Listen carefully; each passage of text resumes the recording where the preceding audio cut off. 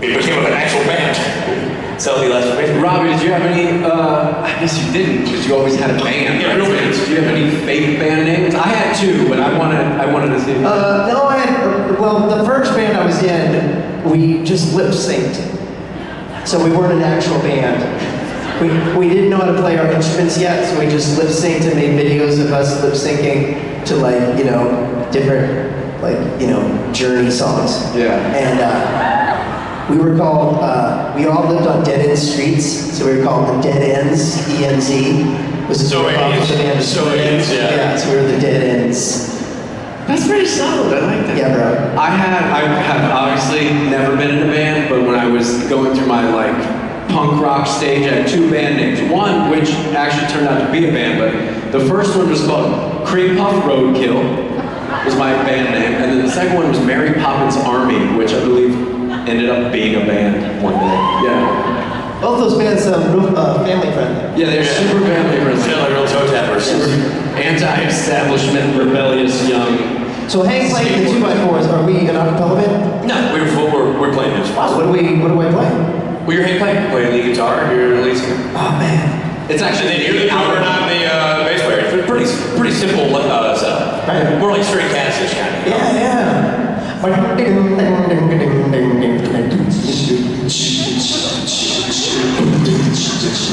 It's got a drum machine, is what he meant. You just go like this. Show my abs. Yo. Thank you very much. Thank you. You. My name's Robbie, and my question is actually for Rob. Awesome. I see what you did there. My question is, if Becky ever lost her total obsession for Sam and went back to Chuck, how do you think he would have broke the news story that he's actually God? And do you think the relationship would have worked? It's a tough subject for me. I don't like the way that ended up. My heart was broken. I really thought that Becky and I had something. And then she goes AWOL and ties Sam to the bed, goes a little nutty. I didn't think she had that in her. So I she came back around and she's like, I want you back, Chuck. And I could be like, you know, everyone else call me Chuck, but Becky, call me God. And I'll rub that in her face a little bit. This is what you left. You could have been God's girlfriend. You could have told our children your dad is God. But no. And then after about half an hour of that, I go, it's cool, because I really like her a lot. And so I'd ask her if she wants to go out. And then we'd have a nice dinner and go dancing. And then it would write itself. But from there, until a couple months later, I'm sure she'd break my heart again and run away. And I'd get over it. But yeah, that's how it would go. Thanks, Robbie. Nice question, Robbie. You.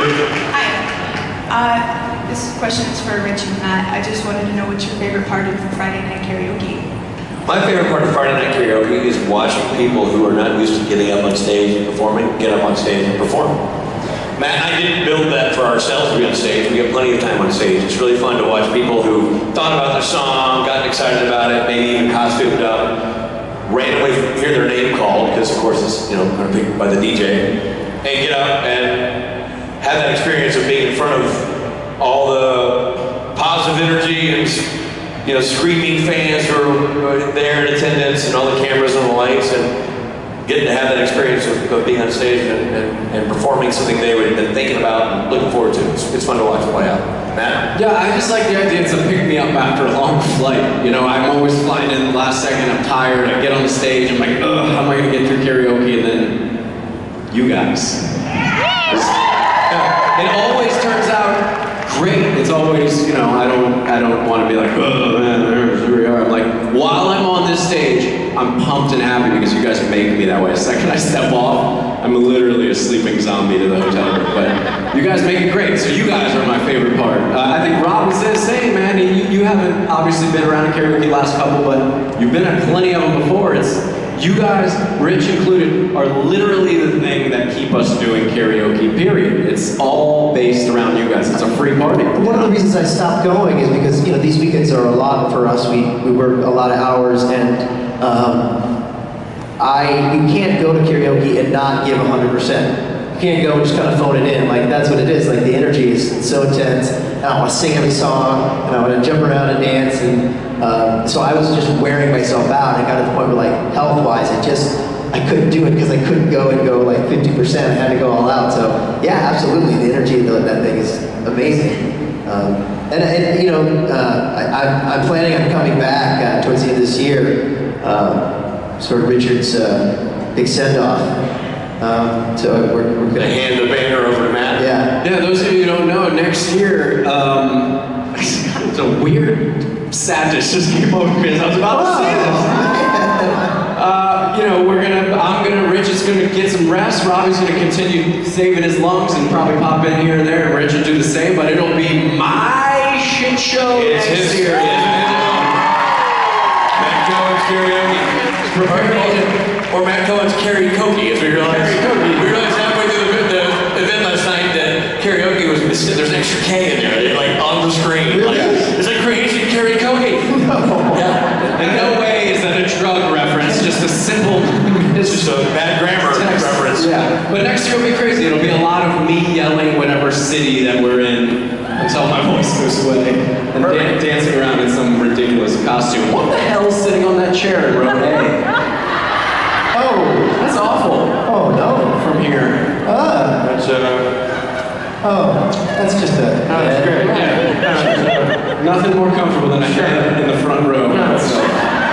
Any given Sunday. Happy Halloween. Yeah. Thanks for your questions. Thanks for the question. All right, you. Over here. Hi, I'm Tess. Hi, Tess. Hi. My question is for Richard. In terms of directing, do you find it challenging sometimes to get your interpretation across of what you want the scene to be when the actors might on the show want the scene to be different? Well, I think for starters, I think the directing is a collaboration. I mean, you come in with your ideas and your vision of what things are, but it's a collaboration between you and the department heads in every department. The art department, the scenic design, the DP, the camera operators, and props and everything. So things you come in with your vision, and your vision is molded as you talk to what's doable financially, what's doable time-wise, and all these kind of things. In terms of performance-wise, I've never had an issue, because I come in with my ideas, but I also always want to hear the ideas of the people playing the characters, especially when you're talking about the veterans, Jared Jensen and Misha, and Shepard, back when he was on the show, Pellegrino, and these people who know their characters way better than I do, and have made decisions for those characters way before I ever showed up. So I bring my ideas to the table, I listen to what they have to say, and where it lands is where it should be. So I never feel like, oh, my vision is not getting carried out. I always feel like, oh wow, my vision just got enhanced and improved, and now what I'm watching is way better than what I thought it could have been. Because you bring in the talents of the people who do this every day to bear, and letting their skills, be an asset to your vision and design. So I find it to be actually positive. Thank you. Thank you. You. Hi, I love all of you, by the way. You guys are just so adorable, and I enjoy karaoke so much. My question is actually for Rich. So during season 13, like towards the end, we noticed that when Gabriel and Sam, Dean, and Castiel went to the other Earth, that you landed in a particular spot. Misha's crotch. Yeah. Who came up with that? Because that was... Misha and I pitched it. They had me laying over there, and you were there, and we said, wouldn't it be better if my face landed in Misha's groin? And Misha's like, yeah, it makes sense to me that I would be spread eagle and your face would plant in my crotch. And I'm like, yeah, and so we got the writers together, we had sort of a serious conversation about it, like, character-wise, it does make sense, it seems to move the story forward in a way that is logical and this. I mean, we've known that at some point, Gabriel's face would end up in Castiel's crotch. That's just, we've known that, it's been on the table since day one. So I think it was just the inevitable culmination of Eric Kripke's vision when he started the show, and the arc of Sam and Dean that had been leading that direction, and certainly Castiel's journey had been pointing to this kind of moment. And I think it was sort of the justification of why did we bring Gabriel back, if not to have his face buried in Castiel's loins. I think it made sense all around. I think it was just a solid choice. No, it takes a village to get my face in another man's crotch. And that village is supernatural. Thank you. Wait, speaking of Eric Kripke, I'd like to do a shameless plug. Those of you who enjoy Supernatural, the man that has brought us Supernatural, the lovely Eric Kripke, has a movie out, The Clock in the Walls. Make it a point to go buy a ticket and support this man. It's a fantastic movie. It's got Jack Black and a slew of other fantastic actors. Kate Blanchett. Go support that movie if you can. And by the way, and then when you do, take a picture of yourself holding your ticket stubs. Kripke's online like crazy, retweeting pictures of folks who are supporting the film. So go and do it. I hear it's awesome. You. Hello. Hi. So my question is, what do you guys think of all the fan art and fan fiction made about you? The what? The fan art and the fan fiction made The fan art and the fan fiction. I just speak for, I think all of us would say, we're continually impressed by the art, the caliber of art, and the artistic inspiration of this fandom. It blows my mind. And I think if the show triggers in you the desire to paint, draw, sew, or write in whatever capacity, that's awesome, because any art inside the person is a story or a vision that needs to get out. If we're a conduit to trigger that in somebody, yay us and good for them. I think it's great. Guys? Yeah, blown away by the art, especially that I see. I just can't get over how many talented artists there are in this family. And the fiction too, which I don't read a lot, but I know it's out there. More power to them. I always think it's fun because you say fan fiction, and I haven't read a lot either, but the show itself is fiction. And Kripke's a fan of the show, so really everything is fan fiction. It's all just stories. Yeah. It's all just journeys that these characters take, and the show does one thing with the characters, and if people who are immersed in that world want to explore on their own where the characters could go in a different situation, that's fantastic. Yeah, it's flattering to say the least that you guys spend hours on creating art from our characters or our personas or whatever you want to call it. Now, I have read some of the fan fiction. You guys are extremely creative and absolutely filthy, and I approve all of it. I think it's great. I think it's hilarious. I've read some interesting ones. Yeah, I've seen some interesting pictures. There's some art that was done where you and Jared and I were involved in a three picnic. And I had the bad side of the sandwich, you know. Did we leave you holding the basket? Yeah, so to speak. All right. Good for us. Thank you for your question. I'm Brian, I came from Puerto Rico, but I have a question for Richard, okay. So in the scene in season 13 where you and Rowena were checking each other out, I was wondering what your reaction was to that when you read the scene, and whether or not you found it awkward with Ruth. I'm sorry, I missed some of that. So I remember the scene, we did the scene with Ruth, and we were checking each other out, and then what was your question? What was your reaction, and whether or not you felt uncomfortable after the scene? No.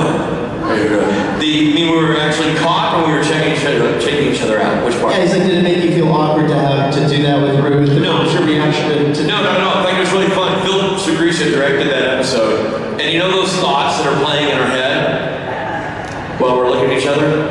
We were making those up. Those are not scripted. Phil just had the camera. He'd go, all right, so camera, you're going to film Ruth, and Richard, you just talk. And then he did the reverse. And so all those things I thought turned out really funny. It's not awkward. There's nothing that's really awkward in those situations because it's a group full of people that you know and an actress that you know. And I mean, if it comes off awkward on screen, good, because that's our job. But it's just another scene with another that you're trying to get the moments right, and the beats right, and the comedy right, and the intentions right. So, you know, and it was the only time I've ever worked with Ruth on screen, that brief episode. It was super fun to finally be able to work with her, because she's so great, and I love her character and I love her as a person. So that, for me, it was all fun, no awkward. Thank you. Thanks for watching the show. So hey, we just got the 5-minuter from Liz. Should we power and do the old school real quick through these last couple of people? Sure. Yeah. Right. Speed. Question. I was wondering what would Chuck and Gabriel's interaction be if they ever reunited? It'd be very, very friendly because we're really father and son. Go. Go. So when God was talking to Menadon about why he didn't interfere, the chapter about I don't interfere and why you should be thankful, why is that? Quick, Rob. Well, because he's God, and so whatever he says goes. Next question. Matt, what are your thoughts on Psycho Mike being brought back from the cage somehow, and would you accept coming back as his best one now? Absolutely. As a character, what's one thing you always wanted them to do? My character? Bake. Robbie? World peace. Come back to the show. My question is for the amazing Matt Cohen. If you could, wait, what is your favorite moments with Jared Jensen and Misha that were awkward, funny, both? I hate all of the moments I've ever shared with them. Thank you for your question. That show has a lot of twists and turns, so in relation to your character, what twist surprised you the most? I'm shocked how often they find ways to kill me, Robbie. At the end of season 5, when I found out that I was actually God. Matt, when you found out I was Michael, thank you. This question is for Rob. When you read the script for Don't Call Me Shirley, did you have a same moment? Because even though we knew Chuck was God, it was never formally said. Yeah, like what was that moment like when I found out? Go ahead, did you get it, Robbie? Yeah, Don't Call Me Shirley, what was that moment? Even though it wasn't said that I was God? Yeah, I found out at the end of season 5 that I was God, but I was kind of supposed to not talk.